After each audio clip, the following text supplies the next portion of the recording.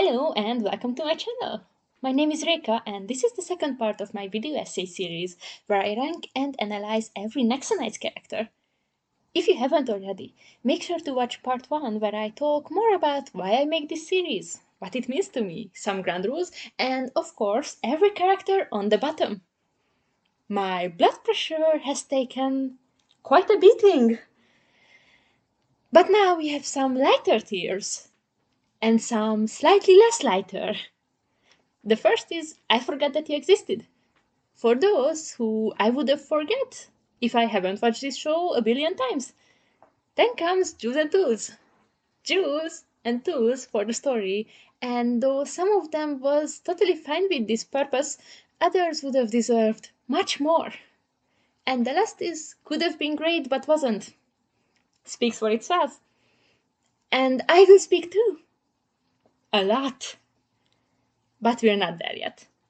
So let's see the I forgot that he existed tier, and the first one here is Monstrax. The human, just to be clear. There's not much to say about him. Or if there is, it's more relevant regarding to the book or the cloud. And he never made it to human form anyway. I can take many forms. Except human, apparently. We don't have any idea who he is, where did he come from, or why he does anything. Without all of these, his human form is nothing but a bit lame character design. Especially around the head. To avoid misunderstandings, I have no complaints about it. The design of the Book of Monsters turned out phenomenal, so I see why they rather made him look stupid in human form than give him a regular face. Moving on to the lava monsters, I think it's a fact that there was an oversupply of monsters in Nexo Knights, so it's hard to give everyone enough time to unfold, even though the story is designed to spend as much time on the villain's side as on the goods. Beastmaster is a victim of that problem too. We didn't really see him, his only purpose was to keep the chaos monsters in check, but he had a whole episode for that, and even with that, they haven't really did anything with him. And with him being a controller, he could have had a permanent role in this series. But the absence of this is still not that painful. However, talking about the lava monsters, I think it'd be a fun thing to rank them based on their abilities and intelligence. In this case, I'd put the Beastmaster somewhere above Birdie and Sparks, but at least below Viparella. He speaks, he has a job which he can do properly, but still not the sharpest knife in the drawer. At least he can be funny sometimes. General Magmar, I have found the Nexo Knights. Oh, no kidding.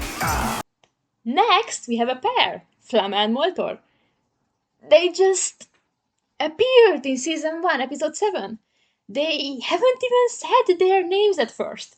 They probably here because of the Lego sets, and it's understandable since they have a quite cool design, just like the lava monsters in general. But they are really just incidental characters. In the field of monster classification, I'd put them on the same level as Bercy and Sparks. Moving on to the stone monsters, we have General Garg. It's an undeniable fact that the stone monsters' quality is painfully lower than the lava monsters. I have no idea if they just ran out of the great ideas after the first 2 seasons or they simply just didn't put any effort to them. After all, I don't think Garg became a memorable character. It's enough to compare him to General Magmar. He doesn't do anything, just being a comic relief, and he does that with being stupid. Nothing more. It's okay from the gargoyles, but this way it seems like Monstrax surrounded himself with too many idiots. Looking through the lava monsters, there were some who was funny without being a half-wit. Thus, besides his stupidity, I couldn't say anything about him without reading his chapter in the Book of Monstrax. Apparently, he grows exotic moss species on his back as a hobby. And yeah, no classification for the stone monsters. What could I say about them? Idiot? Bigger idiot? Really big idiot? It would be a waste of time. I believe it's really unnecessary to talk about the 3 brothers in different sections. In general, I find their concept quite interesting since they were independent from monstrums before, well, their burial. Which is actually funny because Monstrux explained nicely that Even the Wizards Council couldn't defeat them. So they buried them under this mountain. so they defeated them. Whatever. Their introduction turned out interesting too. Fearful, great warriors from the past. Sounds great. Though the data reconciliation with the Book of Monstrux wasn't really successful because there are some discrepancies. But I think it can be said that the series derogates the book. Which is a bit sad because, according to the book, one of the brothers was an excellent swordsman. And I can't think to anything but the fact that we've been robbed from an epic sword fight between the I have no idea which brother and Clay. Such a painful loss. Just like the three brothers overall. One strong, one super fast, and the great strategist. We haven't seen anything from all of these. And we have a gargoyle here? I have no idea if he just represents all of them or wants to be a specific one, but I go with the first option. And I don't really have anything to say. Why would I? They're below criticism. Except one detail. They have one single aspect which made them work better than the lava monsters. And that's the fact that they are consumables. The supply of them was a real problem for Just Run Monstrux in Season 4. That was actually a good point, especially since it formed the story too. And here I didn't have the question why Jethro doesn't just summons the monsters again after they got defeated. Everything else was terrible, but I give them this. It was a great idea. The next forgetful character is Lord Krakenskull. If I could understand what he says, maybe I could say more about him. Oh, the ancient language of Kraken. So, musical. You have strange taste in music. Although it was a creative idea and they took advantage of it accordingly. Because, that way they had to make the jokes land by only the responses. And they did a fine job with that, in my opinion. Hey, Clayman! You don't speak Kraken, do you? By the way, what is this ancient language of the Kraken? Is this a separate species or what? Because if yes, then fill me in. I'm curious. Oh, so that's not that deep. Sad. But he has another attention-grabbing aspect. Namely, that he did experiments with the forbidden powers. How did he put his hands on them? Because they were created by Monstrux and he was the one who used them.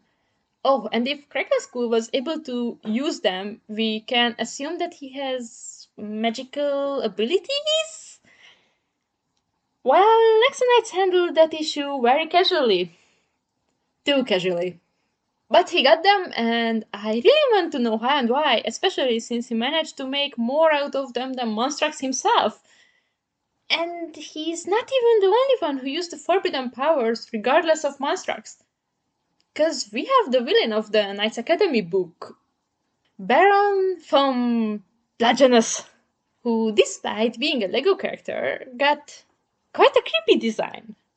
Or it's just me being my coward self, or the Craft drawing like illustrations. He was actually a knight back then. He lived the same time as Ned Knightley. And he was so bored of peace that he decided to join Monstrux army so he could fight at least. It's such a fun and creative concept, and I loved how he reflected to the past of Knighton. Golden era? Golden? Is that what they call it at your school? It was the worst possible time to be a knight! Back to his story, he later discovered that he could keep himself alive with the forbidden powers. So nowadays he spends his days in this undead state, just like his soldiers. In his reference, the forbidden power seems like something that is above Monstrux. He uses them like life-giving drugs, and he doesn't even want to follow Monstrax necessarily. Finally, someone! I'm truly grateful for this. It seems like the Forbidden Powers aren't Monstrax's specialties anymore, more like an independent entity from which he just took a slice like many others. This is supported by the fact that there's a monster with the size of a mountain, literally, which is powered by the Forbidden Powers. No one has any idea where did that come from. Why didn't Monstrax just release the Colossus immediately? But here, I assume he was the one who created it. Because if he was not, then this makes even less sense. I think it was a shame to link the Forbidden Powers directly to him. Like, with this life-giving aspect of them, it could be explained how he managed to return repeatedly in different forms. And I deviated from Lord Krakenskull a little bit. During 4 episodes, he couldn't really do anything, which is not surprising at all. All they needed was his dog, so they can speedrun the Forbidden Power collecting. The next ones are Squirebots, and Block, I guess.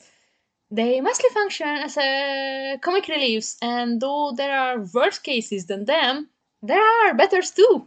But I have the feeling that their silly humor actually made someone laugh. Maybe even me back then. Their clumsiness and uselessness aren't that bothering anyway. They even could be called tools since, well, they're robots designed to serve. Because the series can be that sci-fi because it's a children's show, maybe? So if they still want to show how modern everything is, throwing a Squirebot everywhere seems a fine solution. The problem is that they threw a Squirebot everywhere. Sometimes it just takes away from the experience. After all the holo training rooms, they really want me to believe that they didn't have better targets than a bunch of robots. There's no better way to stuff a punching bag. There's no better bowling dummy. Really? And not to mention the fact that the series makes it clear that the Squirebots do have feelings. A sentient being might find it a bit traumatizing when someone swings a sword above their heads. At this point, it's quite a questionable treatment to which Nexo Knights occasionally hints at. If it is a good tragedy, that's another question. I'd diplomatically say that it's not bad. But even with that, the Squirebots could have been much more, even as background characters.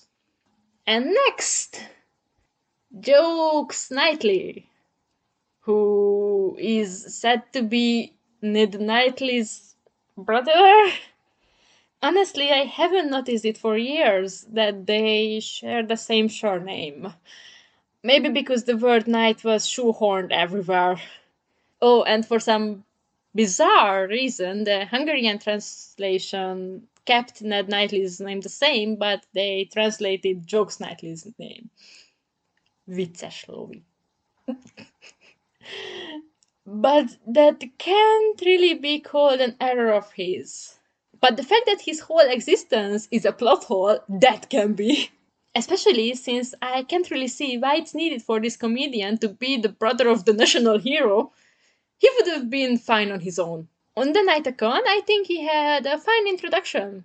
Oh, how you been since your show got cancelled? What was it, like 10 years ago? Ha, network fools. And in season 2, episode 8, he was the one who found the Book of Betrayal. And it made him betray all the humorists and steal their jokes. And also to steal the Book of Monsters from Jastro. It hasn't really added anything to the story, and I think giving a book so powerful to this insignificant guy was not the best choice. Like the Book of Monsters said. Oh, that magic book is no joke.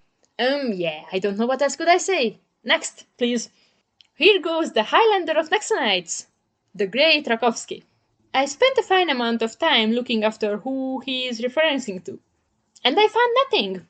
So he is nothing more but a retired demolitionist expert.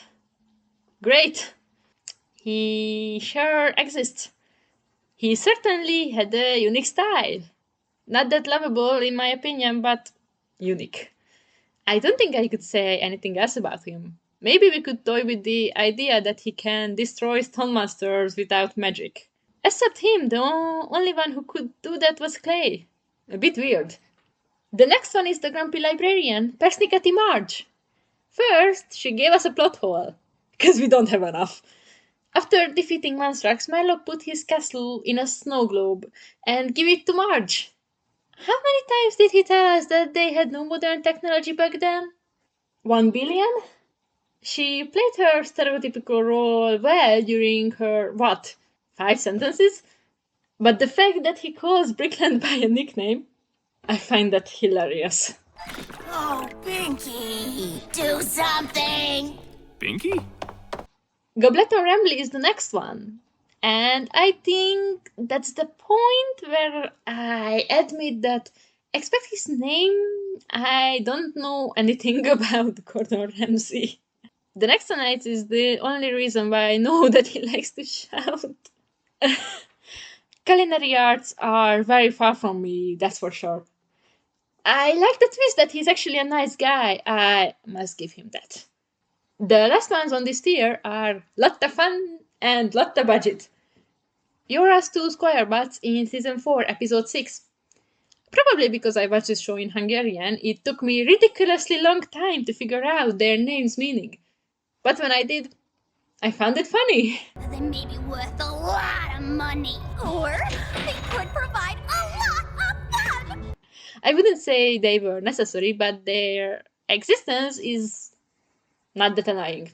Oh, we have been looking all over for you monsters! Yes. See, I told you they were monsters! You could do that. And now we can move on to our next tier, Juice and Tools. And the first character is Ava Prentice. She's such a disappointment, especially since she's a main character. She's in the intro, has a lot of screen time, she talks a lot, but nothing really makes her main character besides these. She goes nowhere during 4 seasons. We start with an IT genius girl and we finish with an IT genius girl. And it brings up the question, why is she the one handling the technological background? Spoiler, that question arises regarding to Robin too. Why there's no godforsaken computer scientist? How could it happen that the power went out in half the RAM and the only one who tried to fix it was an 11-year-old little girl? Yes, that's a kid show. It has the right to ignore some important question, but it shamelessly abuses this right. It introduced us to a kingdom with an exceptionally advanced technology, but after the first 2 episodes, I have no idea how the cottage cheese did they get to this level. Who oversees this system? Who programmed the squire bots, and why haven't they been fired yet? And such a small degree of deepening the world building could make Ava's character more interesting. Starting with the fact that IT is not an easy thing. If a child can perform better in this field than grown-ups, well, that should be a big thing. Actually, it's an interesting tendency with LEGO series that always women get to handle the technological stuff. I'm not complaining, it's just interesting. And for all I care, she can sit in front of the computer all day. But I wish they'd tell us why she's the best one for the job. She faces no problems, no one questions her being there. She just sits down and does what she wants, cause she can. On the top of that, she didn't face any challenge while doing so. The system of Nexo powers is perfect after 2 seconds. And that is one of my biggest problems with season 1, episode 2. Apart from contradicting some characters' personalities, Clay's, and being boring as hell. The main theme of this show is the Nexo powers, and we don't see how they were created. They were just there. It was shown many ways that Merlok had to get used to his digital form and had to learn to handle things. So how can it be that he literally just came back to life and immediately said, Get ready for Nexo Scan! why? I don't know if you noticed, but they haven't even told us what Nexo powers are. Not just how they work, but even the main concept. Digitalized magic. They haven't said that during 40 episodes. They had a brief explanation in a webisode, and in the Knight's Code they shared a pretty put-together explanation. I don't have statics, but I'm sure that most of the viewers haven't read that. If they've done that at the same time, maybe Ava and Robin could have invented the Nexo powers, figuring out how to use Merlok's magic. But for that, this episode should have an actual story, which I guess just wasn't a goal for the writers. Whatever. So overall, Ava had nothing to do with that concept. They faced a bit more challenges with the combo Nexo powers, which is a great aspect of season 3 and 4, but again, Ava had nothing to do with that. Every responsibility is Merlok's, because he's the one who chooses the Nexo powers.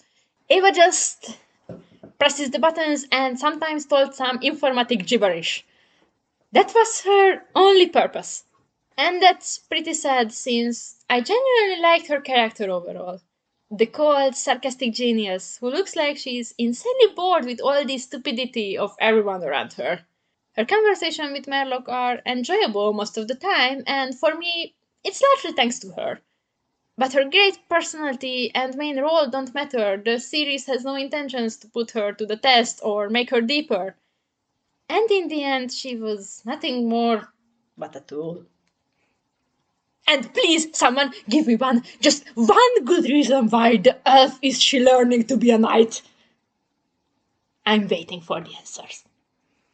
And Eva's character goes hand in hand with Robin Underwood's. Just figuratively, I don't ship them or anything. I think they better off as friends. Their situation is pretty similar. The difference is Robin has to build vehicles instead of pressing buttons, and sometimes something actually happens to him. Should I even bother asking why is he the one who builds the vehicles? Yeah, it sounds necessary. Why? If there's no better for this job, who the heck built, for example, the polo trains? I could also ask how, but I don't really know how a car is made, for example. Maybe it can be a one-man job.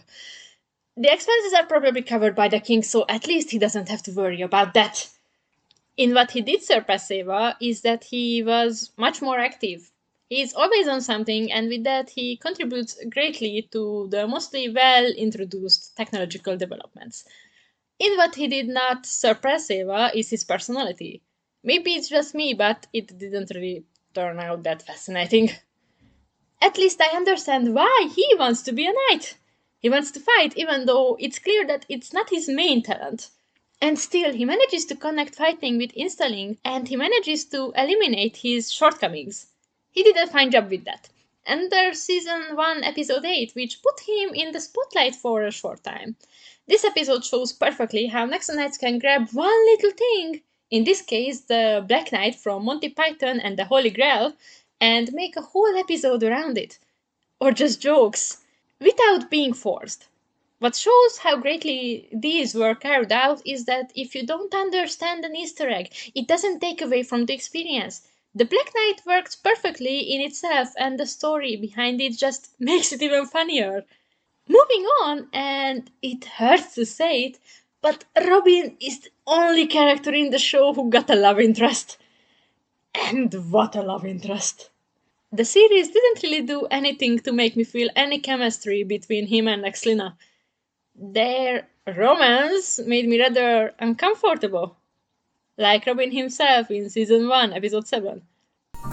Yeah, that's gonna be a problem later. Especially with that love triangle in season 3, episode 6. I have no idea who the hell thought that it's okay. Particularly with that reality show stuff.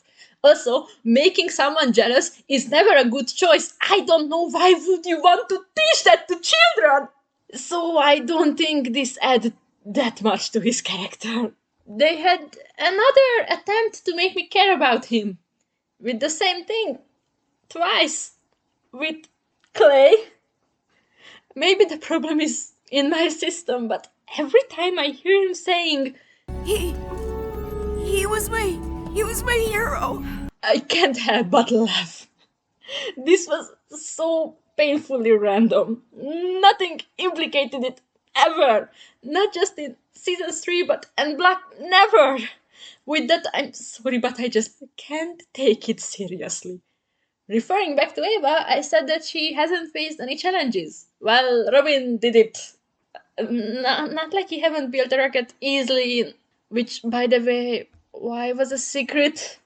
Except, of course, so the audience won't know what is it. At least it took him a longer time. Like, what, a month? Though I always have a great fun watching Robin being sped up by energy drinks. It's like me, like, all the time. Without drinking energy drinks! Of course, he could have done much more. Just like with Eva, him exceeding the professionals should be a big thing. It could have given them at least a reason to be present. It's quite sad that they have to be on this level. The next ones are the Tighty Nighties. I hope no one thinks that they should be discussed separately. We have Shia LaBeouf, Justin Bieber, Britney Spears, and The Black with their slightly familiar names. While Yora gives some plus to the show with his actions, they truly are just for decorations. Although with them, we didn't just get some opponents to the Nexo Knights, but that concept appeared in the show that not every graduated knight joins the king. Weak royal power! It's a pretty interesting thing in itself and gives us a few possibilities. But even Yora doesn't want to commit treason in public, so I can't wait this kind of stuff from them. I can't wait anything big from them, but at least in seasons 3 and 4, when they were on screen, they actually had some great jokes. That don't sound like digging! It sounds like falling! What are you doing? Falling? And putting that song over the end credits scene was such a bright idea. Next, we have here two monsters, Burnsy and Sparks. Their job was mostly being comic reliefs with a bit of crushing. They weren't really capable of being more, and that's not a problem. They had one of the most screen times from the lava monsters, and they never got boring in my eyes, so I consider it a success. In terms of monster classification, I put them above the Scurries and the Bookkeeper, and below the Beastmaster. The Bookkeeper is obviously not the most complex character in the series. The show portrays him as a deft, stupid creature. Or it's just the Book of Monsters being his usual kind self. What mostly distinguishes him from the Scurries and the Goblins is that he has feelings. It doesn't seem like a big thing, but it actually is. Especially if we look at the monsters as AIs. The Knight's Code explains the technology magic allegory, how the magic spells are just data. I think it works perfectly backwards too. They aren't born naturally, but they can feel, think, learn, and though they have one purpose, being evil and following monstrous, they actually questioned and overruled this at one point. And in the case of the Bookkeeper, it was executed in a particularly clever way. Let's admit, in Season 3, Episode 8, we all asked the question with monstrous that He can talk?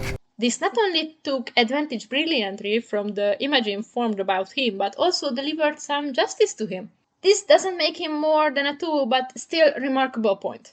From all the monsters, he was the one who had the greatest reason to be on screen all the time. He didn't get boring, sometimes he had funny scene, but they didn't try to do something with him every scene. It was perfectly balanced, and thanks to that, I think he was a memorable monster. So, Chef Eclair is clearly a tool, but for what? That's easy. They needed to put someone next to Axel, since he didn't really have any relationship with the other knights. Anyway, when he sometimes opened his mouth, I actually liked his style, but that was far too little. Delectable edibles would be wasted on his gaping maw. I am quite dissatisfied with the royal power in Nexo Knights, and Hoyt the Fancy Pants character haven't convinced me that I'm wrong. According to the Knight's Code, he pretty much runs the kingdom. Fascinating. But at least someone runs the kingdom. More than nothing, I must admit. Just like the fact that with his 3 active appearances in the whole show, he wasn't that bad. He always fit to the story when he had to, so he wasn't even unnecessary. Again, fascinating. Also, I googled it and Hoyte means fancy, so his name is Fancy Fancy Pants. What happened? The writers got a salary increase every time they came up with a speaking name? Moving on, I was quite shocked when I learned that Robot Hoodlum was already made up back when the first 2 seasons aired. He was mentioned in the Knight's Code as some rabbit fairy tale. Impressive. Normally, I would count that as a positive thing, but here it's not that easy. In Season 3, Episode 5, we start with him carrying out a successful robbery. They tell us how many thefts he did in the recent past, and then everyone calls him a petty thief. A bit controversial. His job was to, supported by a bit lightning, steal the Knight's shields, so they won't have Nexo powers. And that's not a stupid idea. I don't know how couldn't they come up with that idea in the very beginning. And for that stealing stuff, he did come handy. For the writers. Especially in this season where we saw that they even can besiege the fortress. With success! So the best option really was some petty thief, but apart from that, I have to admit that they integrated him to the story quite well, and they even managed to make him a recurring character without being too forced. And they sure had the ambition to make use of him in season 5 too. For me, the best part of his character is that what his mere existence tells us about this world. It tells me that the squire-bots are treated terribly. Nexo Knights beats about the bush here pretty interestingly. They don't ignore it, but don't address it directly either. It's just present, and you either notice it or don't. I did notice it, because I found the robot rights topic really exciting. And maybe it's better that way. I mean, why would the knights care about the squire bots? Like everyone else, they take them granted. I'm curious how they would have handled this topic in season 5 when the squire bots would have become evil too. The next here is Sir Griffiths. And my problem with him is similar to what my problem with Brickland is, but on a more superficial level. And it's that they were real troublemakers back when they were students. But I will talk more about that in Brickland's segment. Despite of already being mentioned in Season 1, Episode 4, we first saw him in Season 4, Episode 1, to which I give the worst Nexo Knights episode ever prize. Yeah, I wasn't impressed there. All that aside, I think he was a quite good sidekick to Brickland. And honestly, the only reason why I never could forget his existence is thanks to that theory that he's Clay's father. It took me like a half minute to say that it's impossible, but that was enough time to notice him. The only theory that is more ridiculously doesn't make sense is that Clay's father is monstrous. Hasn't that poor guy told enough times that he spent the last 100 years on a bookshelf? The last one here is Maynard, Lance's manager. He only appeared in Season 1, Episode 6, but I don't have the heart to put him on the I forgot that he existed level. Although he only said like 10 sentences, all that 10 sentence was perfect. So yeah, he stays here. And that was the Jews and Twos level. Here comes the could have been great but wasn't characters. And we're starting with Aaron Fox. Red hair and a hand-me-down robe. You must be a Weasley.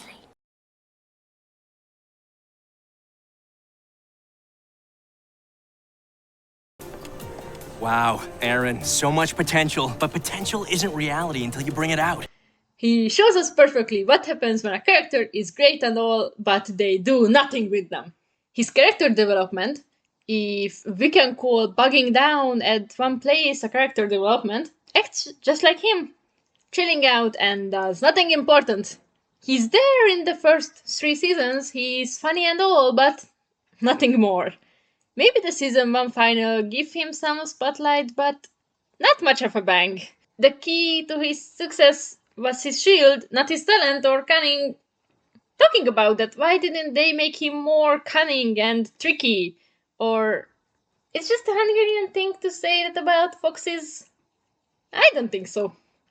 Or apart from that, we got to know his greatest fear in season 1, episode 5, which is doing nothing through ADHD. Why didn't they give him the chance to overcome that fear here? On the top of it all, we never got to see his family, except for the minimal efforts of the Night of the Ram episode. And it shows. Because whether it's Clay's chaotic family businesses, Macy's more or less written daddy issues, Lance's toxic parents, and even Axel's family, each of them was forced to face some internal or external conflicts when their families came to the picture. But for Aaron, it was completely missed. And he felt its absence. My personal theory is that no one wanted to write and animate 14 siblings. But it's just a theory. I remember watching season 2, 3, and 4, always waiting to get to know his family, and then I thought we'll see them in season 5. Sad. But except the lack of depth and development, I don't have many problems with him. He's funny, likable, and consistent. Sometimes he says some pretty strong things, but that totally fits into his character. And who wouldn't want to beat up some innocent civil? Come on, Clay, we can take him. With his introduction and past, it can be surprising that he has a clear sense of justice. Even in the first 2 seasons, it's clear that he has no sorry for Jestro. And he not just hints at that, but actually said that. I kind of feel sorry for him. Really? Nah. That Aaron must have something he's scared of! Yeah, your brutal comedy routines. No more Merlok. What a complete bummer. Seems like Jestro's history too. And he got such a talented voice actor, Máté Szabó. Különleges képességekkel születtem, és azt mondták, tartsam titokban, és mint minden kölyök, pont az ellenkezőjét csináltam. His performance is definitely my all-time favorite. Nexo Knights did some great things with giving more characteristic way of talking to someone, and Aaron is the best example. Not just his style of speaking, but his word using differentiates him from everyone. It shows in English, yes, but the Hungarian version takes everything in my eyes. It's just perfect, at least regarding to Aaron. And to Monstrax. But I digressed. Returning to Aaron, though he has some great aspects, as I said, it's too little for a main character. Especially next to Clay, Macy, and Lance. They are better, even with the fact that most of them are messed up as hell. And when the show, in fact, did something with him, that was one of the most controversial decisions of the story. Let's admit it's not the best idea to give responsibility to someone who until then wasn't portrayed as the most responsible person ever. All that just to don't put Macy in charge? Yeah, they try to explain with that the leader takes such a big risk and she can't take that as the heir to the throne. When did Clay took more risk than his partners? When he stole the show at the end of season 1? No way. Or when Monstrax almost took over his body? He didn't take a risk. He was just stupid. He didn't even turn to stone because he was the leader. He was just in the wrong place in the wrong time. And also tried to strike a cloud with a sword. So maybe he was just stupid again. Thinking about that, they could have written it in a way that Clay actually took a risk, since that would have supported this narrative. It would have been better, not just for Aaron, but for Clay too, because that way he wouldn't just turn to stone because they have to do something to make you care about the series. But the show tries really hard to convince me that the leader in fact takes a risk with Aaron's big sacrifice at the end of season 3, episode 10. Being happy to commit suicide at any time does not make you a good leader. You need to bring a team together, lead them, supervise the order, and get the most out of them. I have many problems with how Clay's leadership looked like, but he undeniably did a great job with all of these, and it's hard to believe that Aaron could do that too. In season 2, episode 6, when they send Clay on a holiday so they can take a break, everything was broken and ruined. No one paid attention to cleanliness or food supplies. After that, they might as well have buried themselves after Clay's death. Don't tell me that Aaron has suddenly become fully capable of all these logistical tasks. Actually, they tell me the main problem, they just don't treat it as a problem. Because Aaron became a leader because he's a competent knight. But that doesn't make him a competent leader. And because of that, who will be the new leader mystery, we couldn't even see him developing. Or see Clay testing him or something. But he did test someone else. Why? Because this show is too busy with building up Clay's and Macy's non-existing romance. I'm not kidding, I wish I'd be kidding. Their relationship ruined everything. Maybe except Clay, because he has bigger problems than that, but Macy's writing just simply became sexist, and they took away every opportunity from Aaron to develop. Aaron could have been so much more if the writer's priority wouldn't be just writing cute scenes for Clay and Macy. Wanna see that in practice? Season 3, Episode 7. The museum is collapsing, everyone is under pressure, and Clay asks one of his partners what is their suggestion. That was Aaron, right?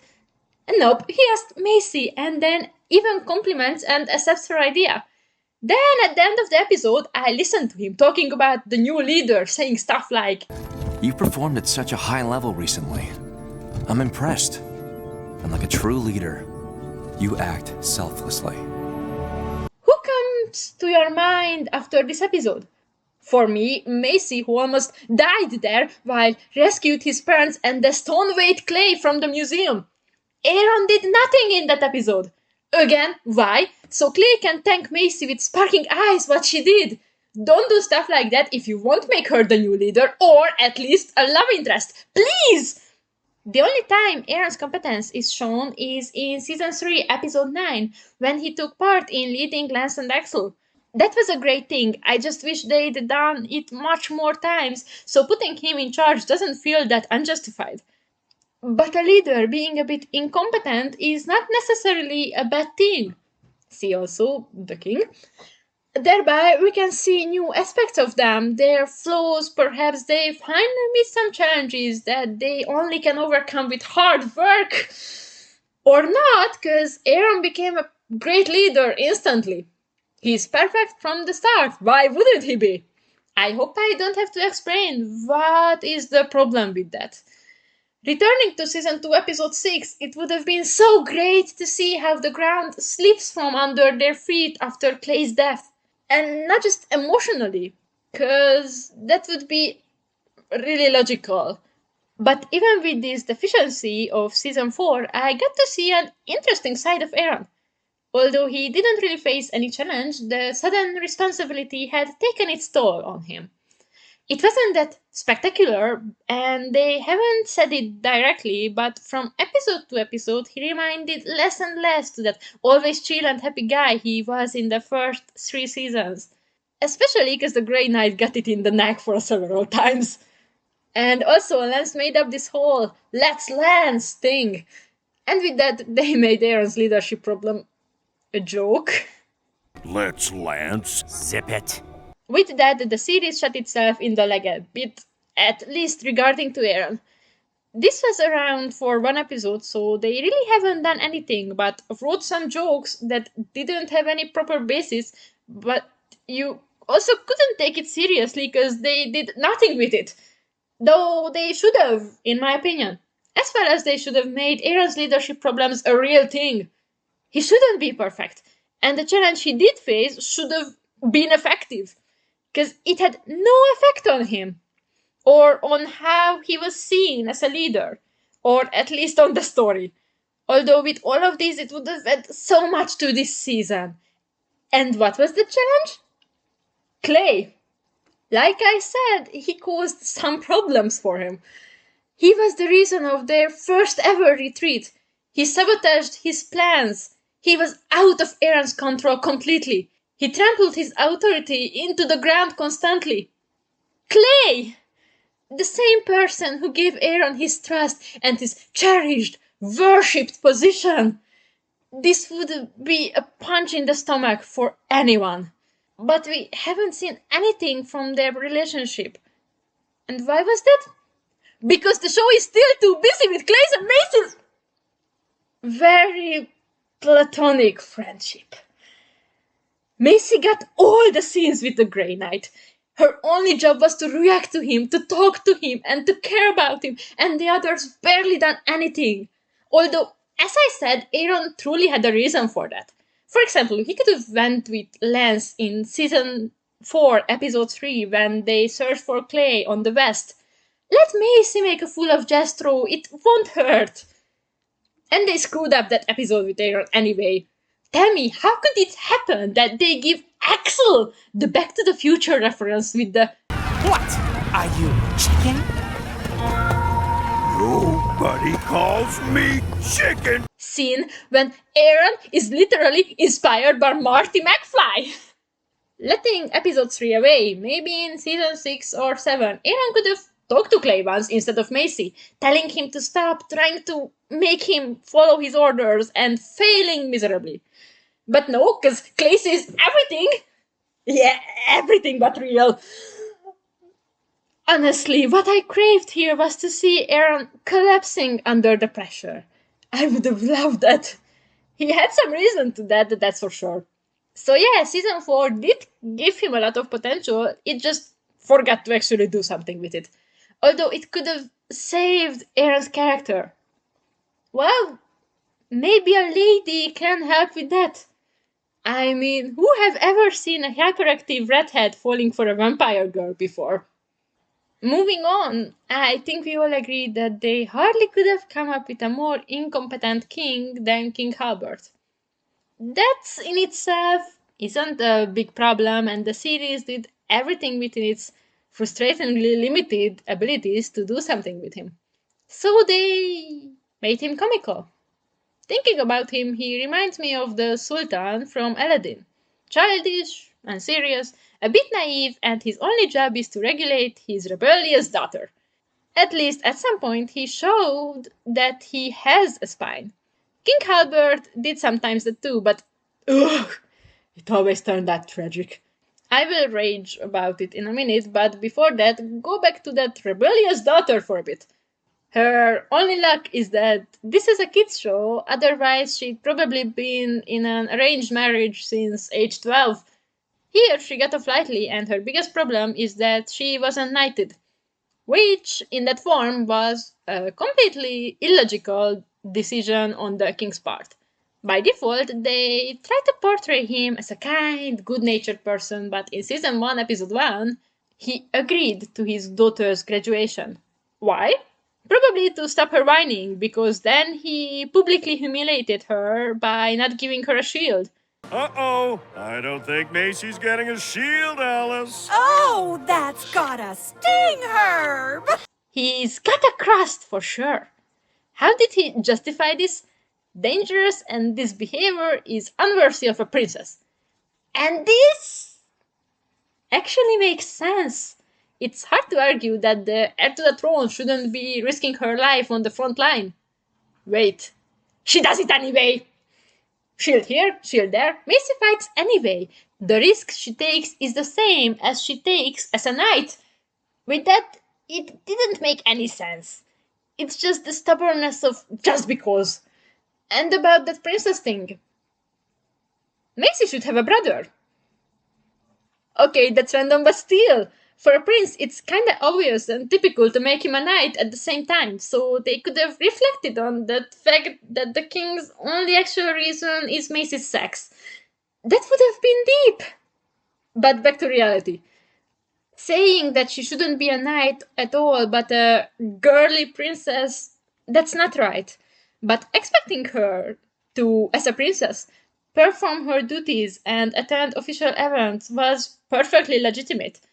She still only got a fraction of what it's like to be a member of the royal family. They could have done more on this since they already had an active media presence. And they already touched on this with Macy. In 2 scenes. Come on! No one wants to see me eating close up. Oh, that's where you're wrong. The populace has a burning desire to know. Well, more than nothing. And there's something that bothers me much more. Because we never ever seen the king exercising his powers. Not even once. At one point, he almost did something in season 1, episode 8, when the monsters disguised themselves as the knights. I want an explanation, or I'm shutting you and your rolling castle down. King Halbert, out. Now that is something. What a shame that then Nance asks, Can he really do that? and the answer is instantly coming. No. Thank you, Clay, for making it clear how useless your king is. His position seems to be rather representative, attending ceremonies, cutting ribbons, sometimes having a 21-course lunch with a mayor. But since there is no one else to represent the executive power or any power, we can rule out this possibility. And they promise Macy to rule the kingdom anyway.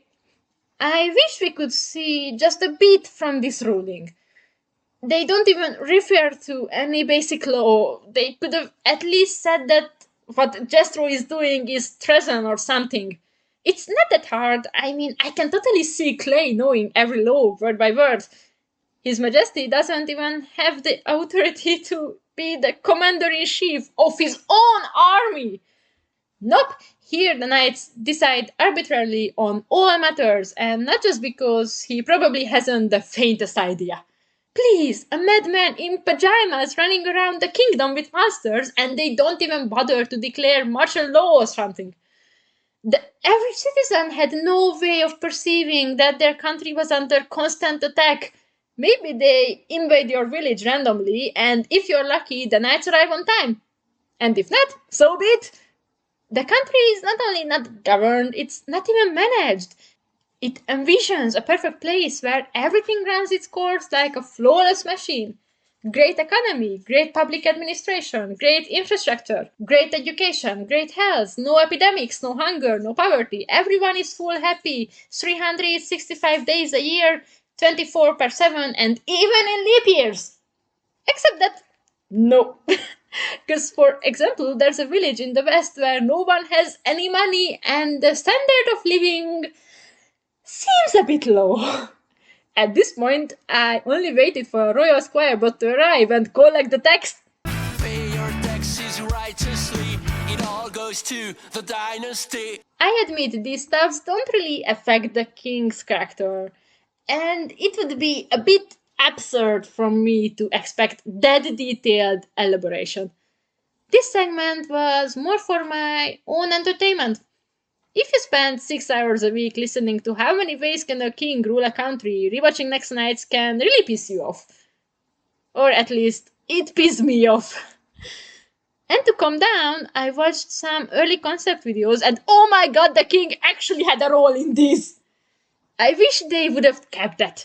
At least in some levels. Also, just looking at one picture, it seems like he actually had a relationship with Merlok. In the series, it's implied that they were friends and the wizard helped him with his advices. These were said one time in the first 2 episodes, so no need to show it later, I guess.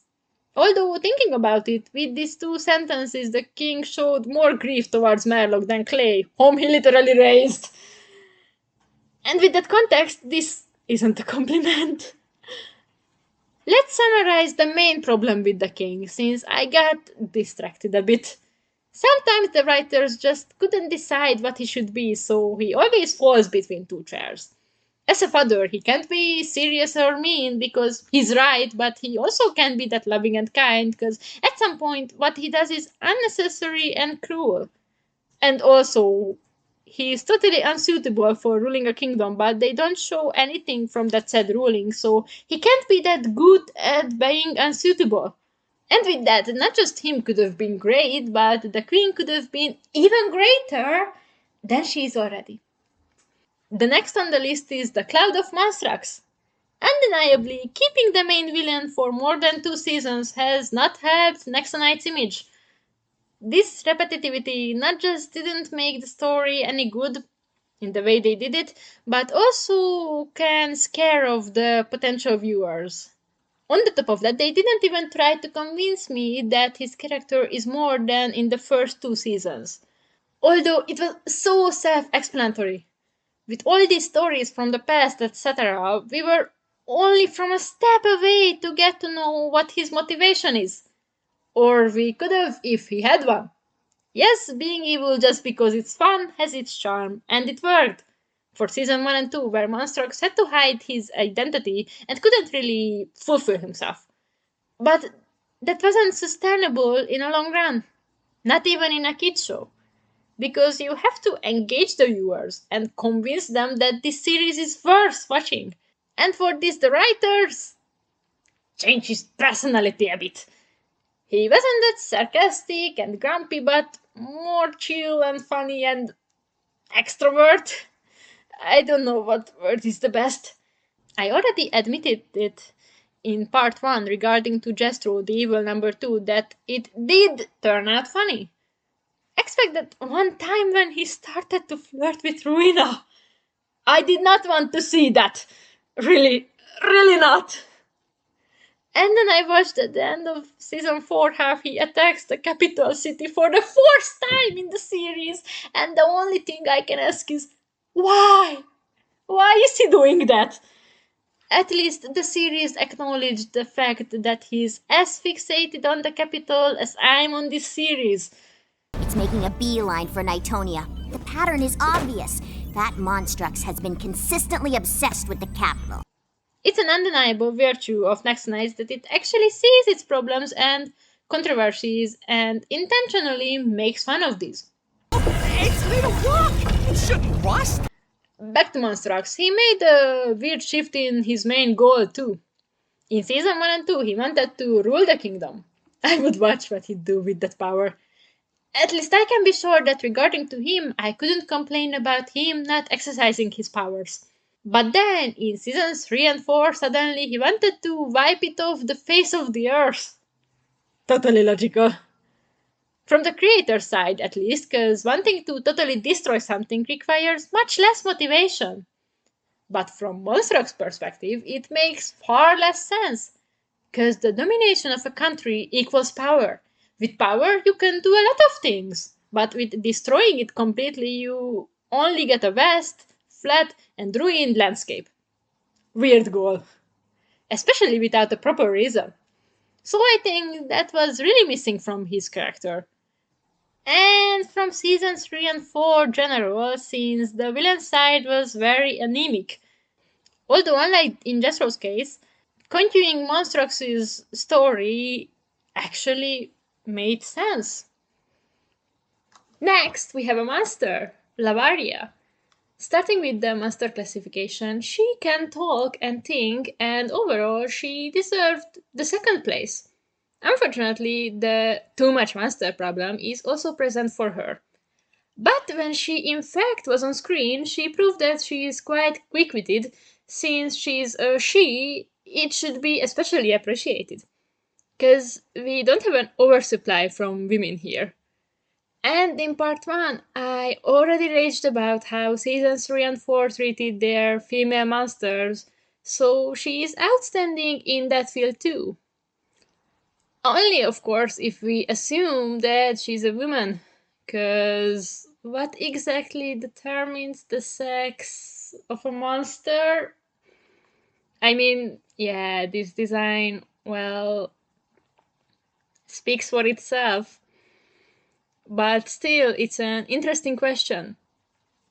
Whatever the answer is, she is a female. They made it really obvious with her shockingly over-sexualized introduction. I have no idea how the writers got away with this scene. In Hungary, they just simply censored it.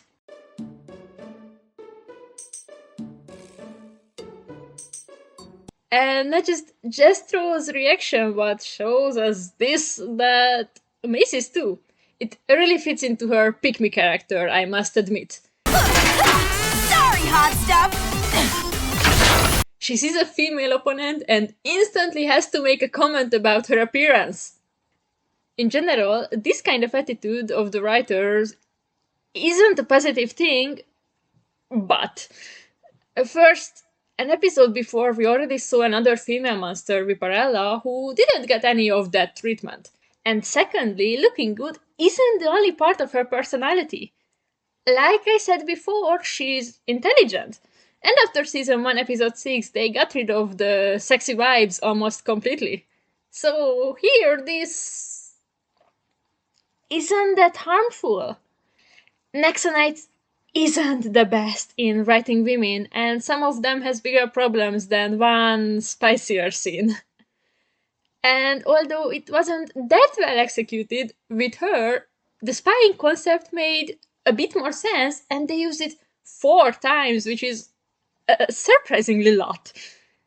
At the end of the day, even though we could have seen much more from her, I still don't want to put her to the same level as the others, because she deserves much more. In connection with Principal Brickland, the night school yet again managed to surprise me. Because I thought the fact that this sword-swallowed principal once was a troublemaker is just another brain-rotting detail of the already brain-rotting Season 4, Episode 1. But no, because they already said it in the Knight's Code. And I have mixed feelings about this. First, Robin questioned it, so at least he feels too that this is pretty out of his character. And they give us a solid explanation. Whoa! So I guess the whole Law and Order Brickland is an overcompensation? A psychological field day. But after this, you just simply can't take him seriously. It just makes him a hypocritical, but they don't even make fun of that. Although they regularly take these opportunities. If his behavior was that terrible, why he admires Clay that much, who's the complete opposite of this, and why he can't be more forgiving towards Aaron, for example. And just in the eye of his students, his prestige should have been suffered this. Since he has prestige, or had. Especially based on the Forbidden Power book. There he held up well to the strict image of the principal, which totally fits into his character, and that's also what we got to know from the Knights in Season 2, Episode 1.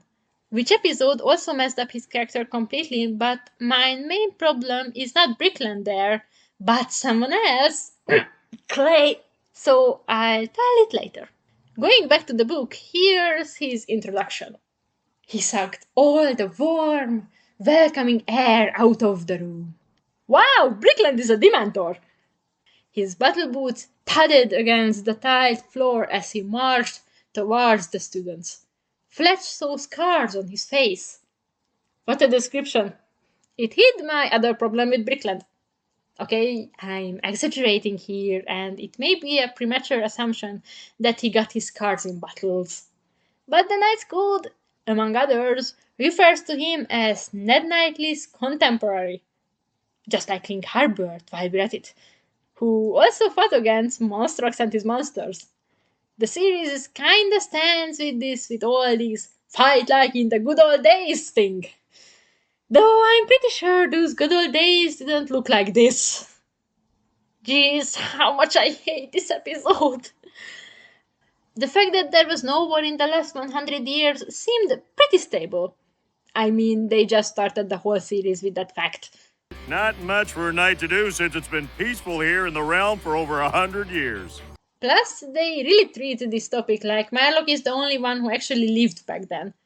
Now, maybe you could make the argument that, well, no one said that they don't live longer lives than regular humans. Yes, they said it!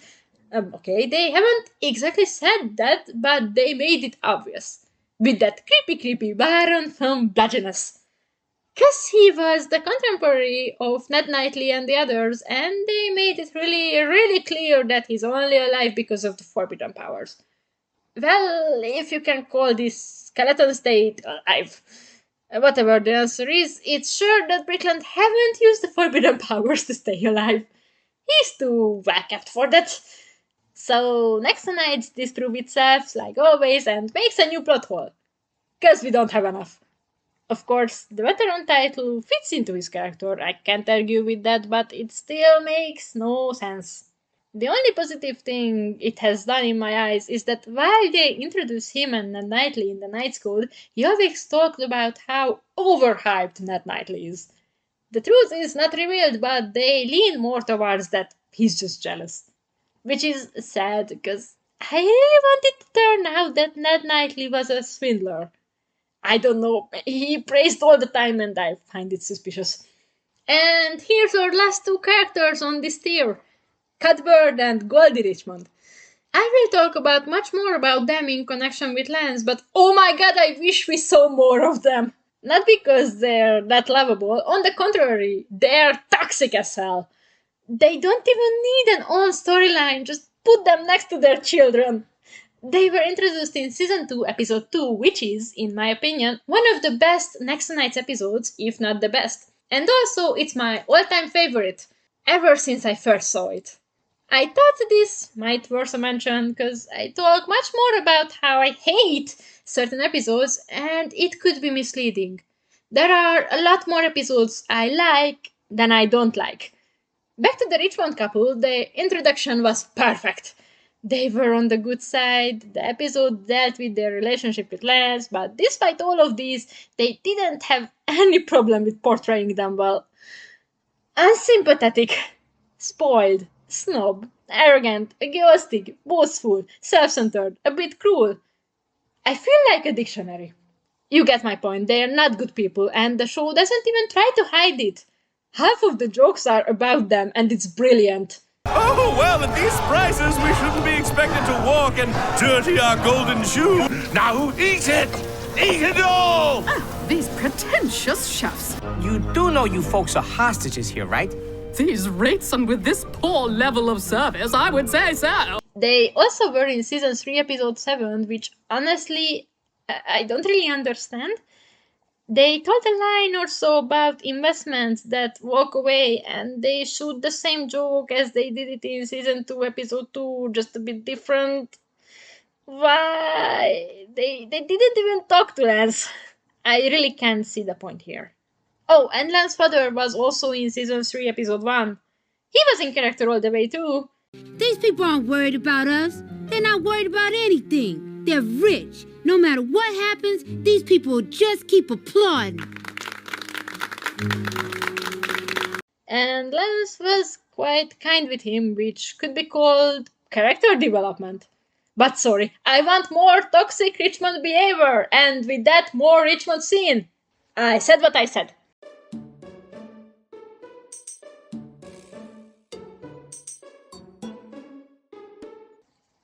And that was all for today. Thank you for watching. I hope you had a great time. I'm already making the third part, which will be a massive one with only one tier. Painfully wasted. Until that, write some comments, forgive my accent, and stay tuned!